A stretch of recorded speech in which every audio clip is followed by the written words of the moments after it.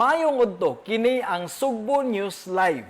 So balik ta karon kay kaganiha medyo kuan ang signal dito pod sa area sa Bugo City. So di gyud maklaro ang audio, nagputol-putol sila dito tungod sad siguro sa sitwasyon.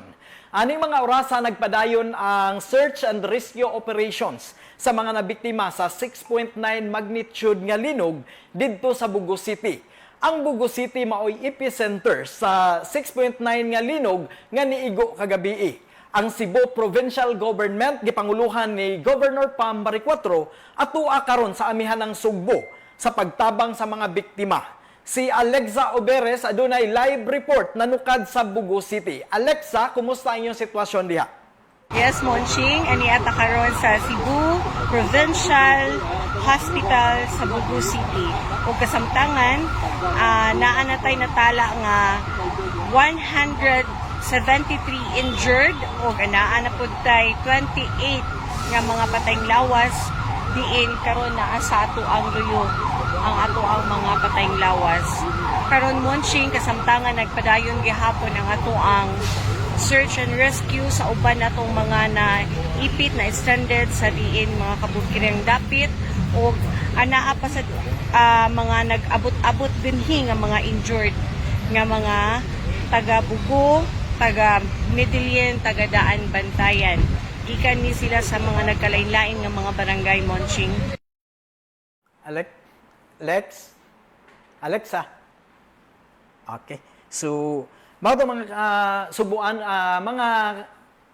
Subuanon ang ato ang mga kaubanan diri sa Cebu Provincial Government, ang ato asab nga Cebu People's Action Center. Kauban si Governor Pam Bariccuatro nga tuag yun dito mismo sa amihan ng Sugbo. Kay siguro sa atong gobernador nga mahatag sa hapsay ang gikinahanglan nga mga tabang yun mismo sa mga nabiktima sa nahitabo nga kusog nga linog. So sa pagkakaron, gikinahanglan gyud ang tabang sa atong mga kaigsuunang Sugboanon didto sa northern part nga maoy grabe nga naapektuhan sa kusog nga linog. So sa area tungod sa nagpadayon karon nga mga aftershock, so mag-amping ta unya padayon nga magmonitor og unsay mga ato sad nga mapaabot nga tabang sa atong mga kaigsuunan didto sa labi na sa Bugo City nga maoy naggrabihan gyud sa nahitabo nga linog.